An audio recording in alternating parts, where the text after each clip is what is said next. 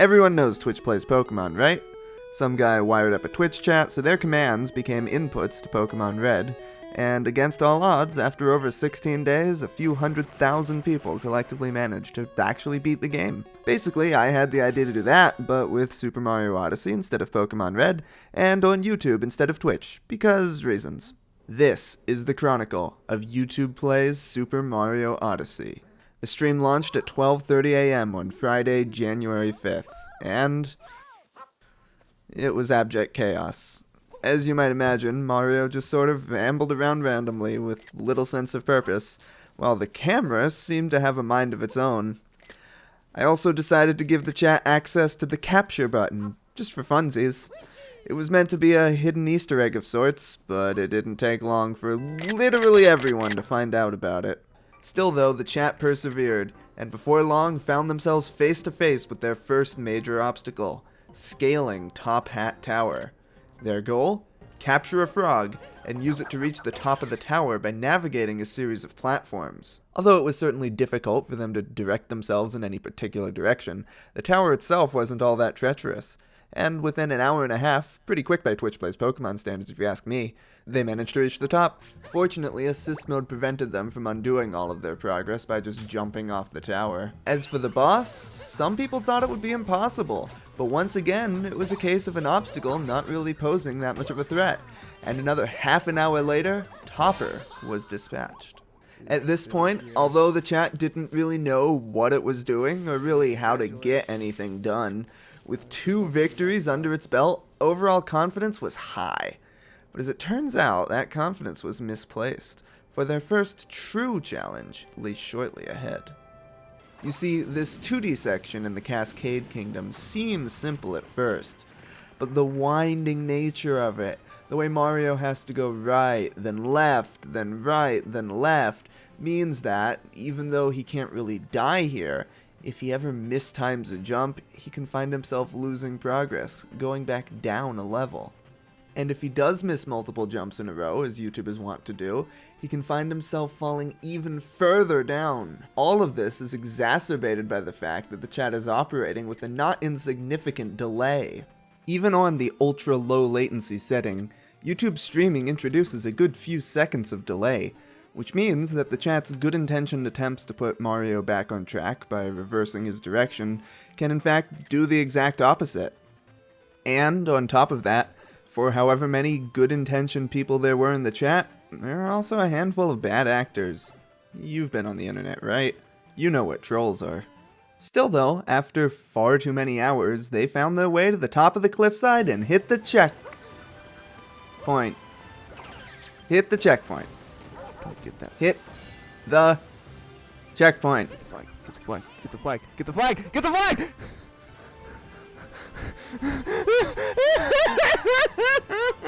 But no, eventually they made it, and it only took about 15 hours in total.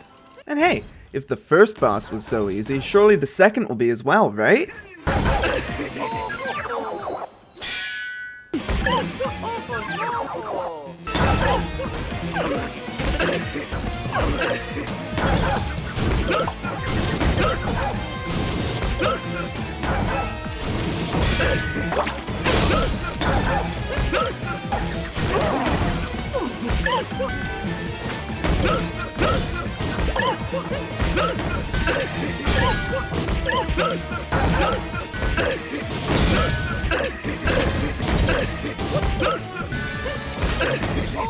Alright, clearly the latency is going to be an issue here. I mean, obviously, right? Unlike Pokemon, Mario's an action game. It requires care with regard to timing and can be punishing if you screw up. In the case of the Madame Brood fight, well, for those who aren't familiar, you have to capture her pet chain chompikins, run away from her until she gets tired, then continue pulling to launch the chain chomp back into her face. And of course, you have to do it all 3 times without dying. The first step's pretty easy, even for YouTube. Just spamming the hat throw button will eventually get you where you want. But then you have to react pretty quickly, else Madame Brood slap you out of her doggo. Not only that, but you have to continually hold in one direction while also contending with the not-so-cooperative camera. Is YouTube's live streaming infrastructure really equipped to handle this sort of daunting task? No. No, it is not.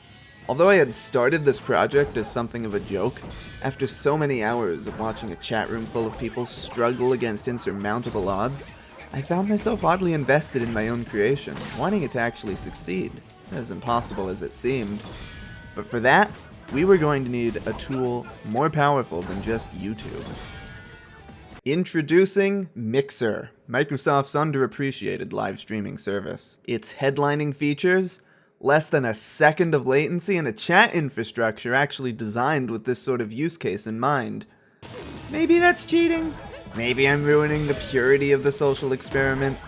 You can make your own judgments. But regardless, YouTube Plays Super Mario Odyssey had evolved into YouTube Plays Super Mario Odyssey now with Mixer, or Mixer Plays Super Mario Odyssey now with YouTube, depending on your perspective. And wouldn't you know it, with their newfound powers, the combined forces of YouTube and Mixer dispatched Madame Brood in under an hour. Which brings them to Toast Arena. For the first time, they're presented with an iota of freedom. Up until this point, the game had been more or less linear, forcing them to complete challenges that, given the choice, they would rather just ignore. Once the game opened up, however, this proved to be very much to their benefit. Although there would be disagreement at times about which moon to pursue, the freedom to go after easy targets combined with the coordination that Mixer provided made them an unstoppable force. In fact, they were so confident in their abilities that they even tried to tackle the Cooper Tracewalking Challenge.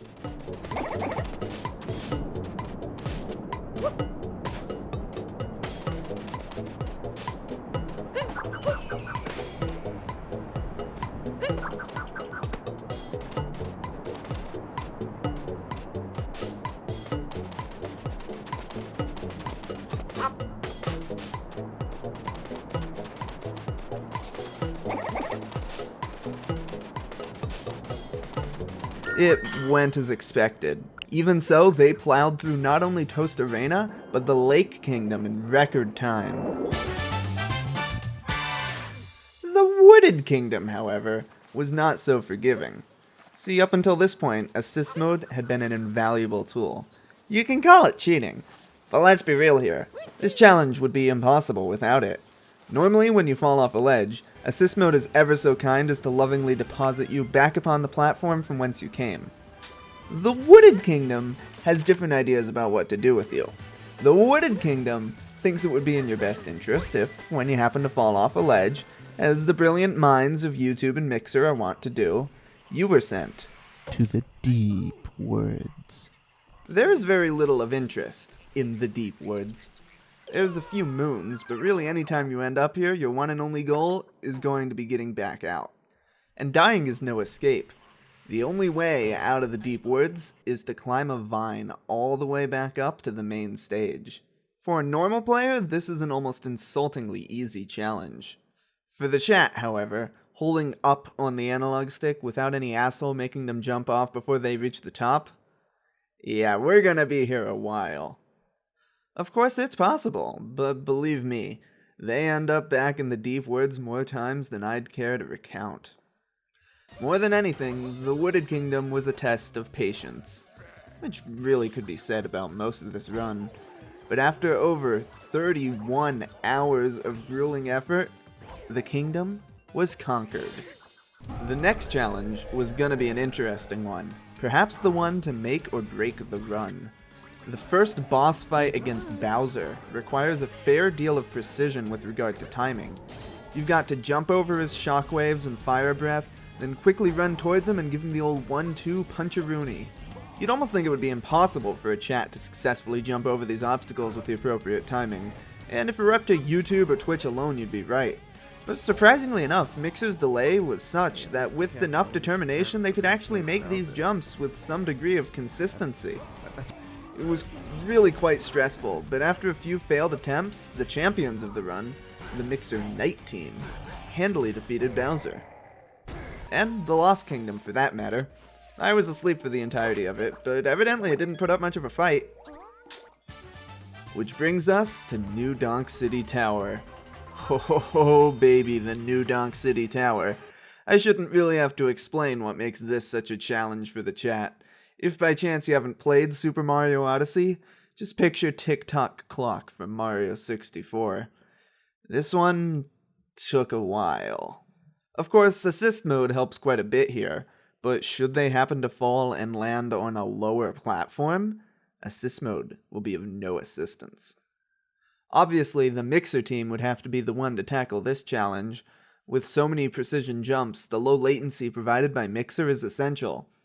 Regardless, however, whether out of ignorance or malice, a fair number of folks in the YouTube chat continued trying to provide less than helpful inputs.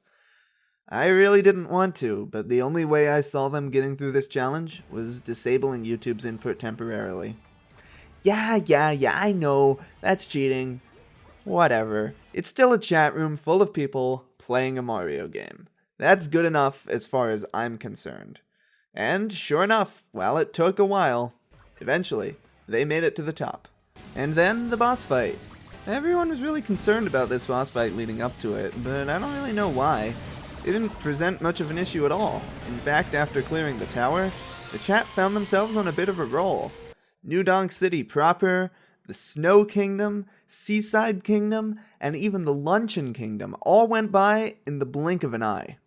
While there may have been some difficult challenges hiding in these kingdoms, once again the chat's freedom to pick and choose its battles allowed it to just ignore anything that put up too much of a fight. I thought perhaps that the lava in the Luncheon Kingdom would prove problematic, but as it turns out, assist mode came to the rescue again. But now they had an even bigger challenge ahead of them. It was time for Dark Souls. Well, everyone's made the joke that this boss fight is straight out of Dark Souls, but it's not really that difficult, right? You just have to jump over these shockwaves with decent timing, wait for the dragon to lower its head, then quickly navigate its head, pulling out all the swords, and then ground pound its bulgy-wolgy. Oh, and if you take too long, you've gotta jump away or else take damage. So yeah, this boss requires all the skills that the chats are particularly inept at. Actually though, they did manage to impress me with their electricity jumping skills, but navigating the dragon's head all while under a time limit would prove difficult. Nevertheless though, the Knight team pulled through, and for good measure got through most of Bowser's Kingdom. I thought that whole big wall thing we have to climb with Pokio would be nearly impossible, but apparently it wasn't? I don't know. I was asleep for that part, but they just sort of made it. Good for them. But the Mecha Brood fight. This challenge was unlike any they had faced before. See, for most of the challenges they had been up against up to this point, there's been a pretty quick cycle of failure and death. Either they succeed, or they pretty quickly die and get to try again. With the Mecha Brood fight, however, it's actually pretty easy for the chat to stay alive. See, there are actually some decently long stretches of time where the Broodals don't really target Mario at all. During these sections, all the chat has to do is stand still, which they've gotten surprisingly good at, and assist mode will recover their health for them. The actual challenge of this boss is scaling the mech once it's fallen, which must be done under a very harsh time limit. Actually, one of the assists that assist mode provides is lengthening some of the time limits in the game, but not this one. Oh no, why would you ever want this time limit to be any longer? So with basically no consequences for failure, but a nearly insurmountable obstacle ahead of them, the runs against this boss would last for upwards of hours. I know it's hard to convey in this relatively short summary, but this boss fight was one of the most stressful things I've ever watched in my entire life. They would go back and forth, coming so close to success, then so close to defeat, again and again and again. And to top it all off, this boss takes 4 hits, rather than the usual 3. It required an immense amount of coordination, with people organizing in the Discord, by the way, we had a Discord, to come up with climbing codes and the like, sequences of inputs to feebly try to climb the mech in something resembling a coordinated fashion. But, of course, they made it. Eventually. It took hours and hours, but they made it. Go team! Anyway, on to the moon. The Moon Kingdom had some interesting moments, like the one time the chat collectively decided to vote ban themselves out of the one button that they actually needed to press to continue. or when they found a creative solution for crossing this gap.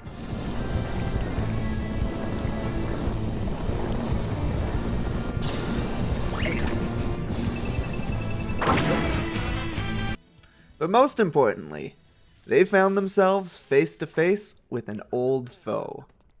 We meet again, Madam Brood. This time, though, the chat had experience under its belt, and she proved to not be much of a challenge. Then all they had to do was hit the flag at the top of the caves without falling all the way back to the bottom. The flag. At the top. Hit the flag. Ah, I see. No matter though, because the checkpoint was actually quite generous. And now, for the one final remaining challenge. The only hurdle left in the road to victory. The final fight against Bowser. With a week of experience under their belt, Bowser should be a cakewalk. And actually, kind of? I mean, it took a while, but compared to some of the other challenges they've faced along the way, the final Bowser fight was actually something of an anticlimactic ending to this run. Ha. Ha. Just kidding. The escape sequence! That, by all accounts, should be relatively trivial. You just have to jump across some platforms, make it to the end, and you've got assist mode to help you when you fall. Assist mode. To help you when you fall. No. Of course not. In their final hour of need, the friend who had been with them all this time failed them. Now, to truly conquer Super Mario Odyssey, the chat had to make the perfect run. They had to get all the way to the end and knock down the 4 pillars without falling even once. Easier said than done. And of course, they coordinated, coming up with codes, giving people dedicated roles and the like. But this challenge just seemed too difficult to complete. And on top of that, a real-life deadline was looming. See, I was about to move and take my Switch with me. So if the chat didn't finish within the time limit, they would have to go on hiatus for an indeterminate amount of time. The pressure was certainly on, but despite their best efforts, the deadline came closer and closer, before finally, in a climactic finale,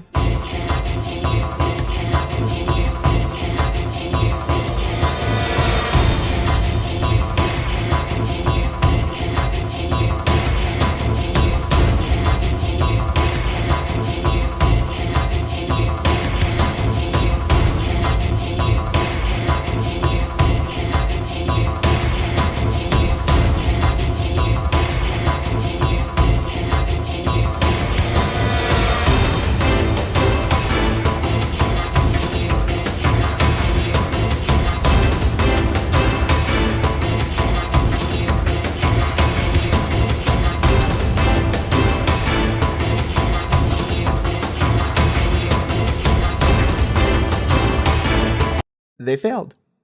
They simply couldn't beat this last challenge within the time limit. And so, regrettably, they failed. But of course, I couldn't let it end like that. And sooner than I thought I'd be able to, I brought the stream back online for one final go at it. And, well, it took quite a bit longer after that. But sure enough, through determination and unprecedented coordination,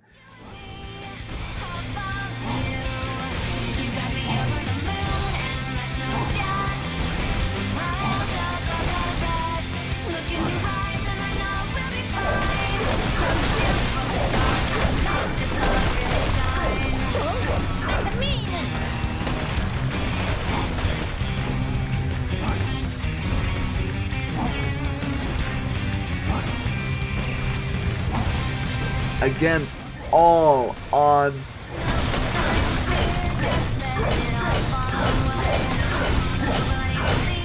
They pulled it off.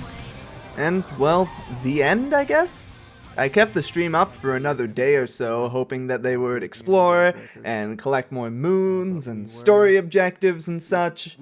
Instead, they just managed to get themselves trapped in the Bound Bowl tutorial while I was asleep. They don't have access to the plus button, you see, and this is kind of the only part of the game that requires it. So then we did a fun challenge run where I was player 1 and the chat was player 2. This, of course, meant they were in control of the camera, which went wonderfully, as you might imagine.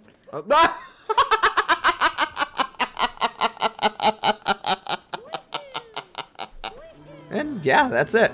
This stream wasn't exactly Twitch Plays Pokemon. Twitch Plays Pokemon was a record-setting event with hundreds of thousands of people all participating, including yours truly. YouTube Plays Odyssey was a much smaller event, barely a blip on the radar. If I'm being honest, I'd say the fact that Twitch was able to beat Pokemon says more about Pokemon than it does about Twitch. YouTube Plays Odyssey, and maybe I'm just saying this because it's my creation, but to me, it felt a lot more like an accomplishment. It required real coordination and collaboration. It formed not giant subreddits and pseudo-religions, but a tight-knit community of people all working together towards a common goal. And when you think about it, isn't that simply beautiful? Anyway, that's all I've got for now. I know this video is like 4, 5, I don't know how many months late, so sorry to those of you who've been waiting for it. If you'd like to see more from me, consider subscribing and or following me on Twitter. As always, I like to see the numbers go up. And of course, if you haven't seen my other Super Mario Odyssey videos, by all means, check them out. And if for whatever reason you really want to watch the whole archive of YouTube Plays Odyssey, there's a link to that playlist in the description. See you next time!